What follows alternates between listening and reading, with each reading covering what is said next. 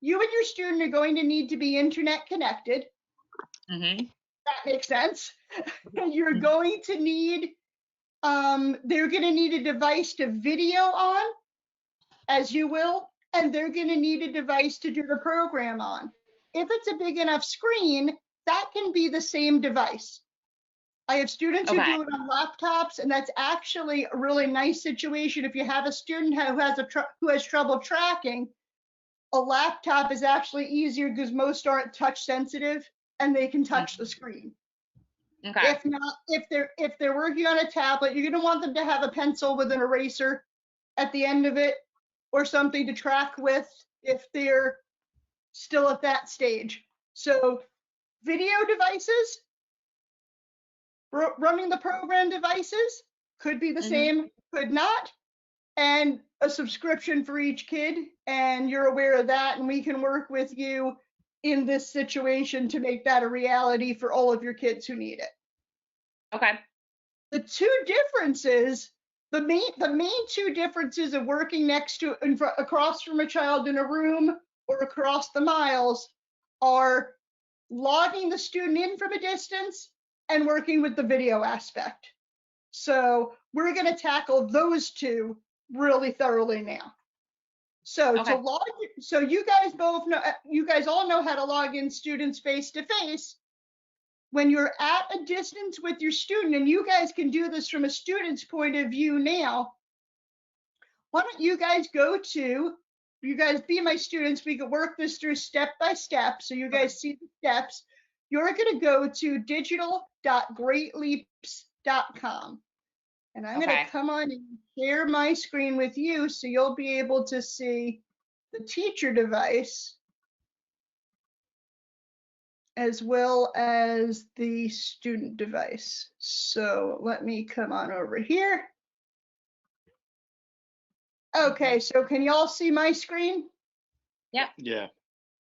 I'm going to get rid of these tabs here because they're not going to help anybody.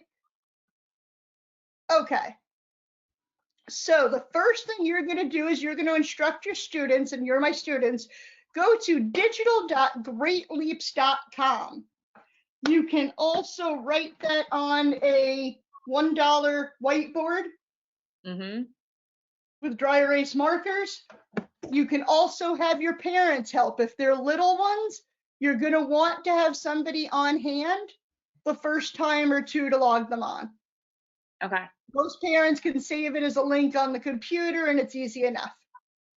So yeah, we found that. So I use iPads for it, and once we've gone to it enough times, it automatically this little tab. So we can probably. Yep, exactly. So usually it's only the first time or so that you need to have a parent floating around, unless, as I said, I work with some really young ones, the 6 and 7 year olds, like your first graders, Naomi. I know you have a couple of young ones in there, like Caden.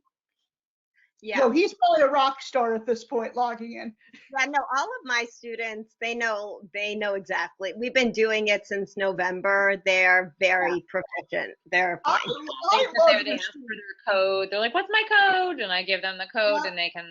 So it should be. I think it will be. Yep. So I just have a second grader who his attention and everything, like he never signs in really. I do it all for him, but I mean, I actually also sign in for my kids, but they know, like, I think it would be a pretty quick. Yeah, I have a couple fourth graders that do it, and I think they'll be fine because they know it's all code stuff. But like one of my second graders, it's just he has a lot of support here at school, and I just know like his parents would probably need to be there for like almost each session because of his attention and support. What I can send you also is a quick start guide, and the second half of that is for the student. So you could actually send that to your parents. Okay. With attention, second part, whatever step it is, attention, these steps are yours. Okay? So how to know your student is on the right page, ask them if they see a girl with a pink shirt. The reason I say to do that is occasionally you will have somebody, and parents as well, who do not understand the word digital being there, and they will be trying to log in on greatleaps.com. That does not work. So go to digital.greatleaps.com. Do you see a girl in a pink shirt? Yes. Excellent. That's step one. Step two, instruct them to hit login in the upper right-hand corner of the screen. Easy enough. That's usually not a problem, but this next step, you need to remember, and I'll send you directions as soon as it's printed. You need to remember to tell them to hit student. The number one challenge with logging students on is that they try to log in as the teacher. So if a student tries 2 times and doesn't get it, $5 says it's probably they're going in as a teacher. So they both they hit student, and then the teacher's username. Naomi, do you guys have easy usernames? Please say yes. Yeah. Okay. So they put in your username and the student code. When you're giving them the student code, I tend to use it. If you've seen the videos, you've probably seen this. I tend to use words with those letters. It takes kids a little bit more effort to type it. My teenagers have no problem, but for these students, first they have to know what letter you're talking about. Then they have to be able to find it on the keyboard. So I'll use this as an opportunity to work on phonemic awareness.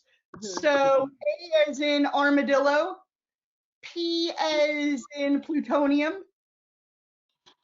Okay, so that gives them a chance. You can also have them tell you yes after they get each letter in, because otherwise you're going to be confused. You're not going to know if they have it or not. But let me get you a student code to give you an example. Let's go in as my test student ZFredH. Okay, so my username is LWL. That's always going to be the same. It's for Leaping with Lisa. Okay. And the student code today is T as in tarantula. Those big hairy spiders. The number 7. V as in volume, sound. R as in remote. Oh, we're working remotely. That means at a distance. Like your remote control works your TV at a distance. And C as in climate. How cold or hot it is, the weather. And go ahead and hit login. It does not matter if it's case sensitive. It's not case sensitive. Doesn't matter. You guys know that, but your students might not, and your parents won't. And so you guys saw we had fun with the code. I defined the words right as I said them. It's not like putting a big word on the board. You can just define it conversationally, and that gives a little extra work on vocabulary on the way. And at that point, your students should be logged in and ready to go. You guys should be logged in and ready to go. So when I tap the screen, when I tap my exercise, you should see your exercise to be tapped. You guys have phonics exercise 8 open, yes? Yes. Okay. Now a little bit about how the students hold their devices, because it matters, because you won't be able to see from however far away if they're looking at 3 columns and you're looking at 2 columns. Yeah. So how to handle that? Most of your students are probably going to be on tablets, I would imagine. So if they hold their device, yeah, you'll find out. But if they are on a tablet, if they go horizontal for the first one, horizontal for the second one, and vertical for the story, you are golden. So horizontal, horizontal, vertical. Okay? Because it's not a problem until you're doing the modeling. And then you tell them to go to line 3, and line 3 is definitely different. Yeah. Right. Okay, so how to make sure, now you want to have 4 columns across. How to make sure you have those 4 columns is a nifty little cheat in here. Let me show it to you. You see these 3 buttons? They lay out across in a row of 3, if you squish it till they're 2, your columns are not necessarily going to work. So pull that window, there you go. When that window has 3 across, Mhm. How do you do you're that? golden. Naomi, you see what I'm doing there? Yeah. Okay, and that'll make sure that you have the columns across that you need, and it'll match on their devices. Mhm. Aaron, you got it there, buddy? I mean, it is 4 across, but We're not logged in under us. We're just logged in under you right yeah, now. So yeah, we'll just have to Yeah. practice doing it when we are done. Yeah, Yeah. so when you're logging in, Aaron, if you're looking at a screen that's so narrow that you Mhm. have these in 2 rows, right. you're going to be too narrow to have it reliably lay out right. So you just pull that window out a bit, and So then it's- you'll have it. Okay. Okay, does that make sense? Yeah. Yeah. Okay, so now that you have your students looking at the same thing that you're looking at, you're going to have them do the exercises the same way as when you're in person. When you tell them where to go for the modeling section, it helps to count out loud as you're bringing them there. So if I were trying to model line 4, I would say, great job, Naomi. You nailed it. We have a couple errors to work on though. Let's go down to 1, 2, 3, 4, 5. Line 5. Are you with me? Yes. Okay. So that's exactly how I'll bring students there, because you can't point. Yeah. So I do have somebody who manages to maneuver both screens at once. I am not that talented. I can't do it that way. So just to count down to the right place, 1, 2, 3, 4, 5, line 5. So they hear you counting and they're going to count as well.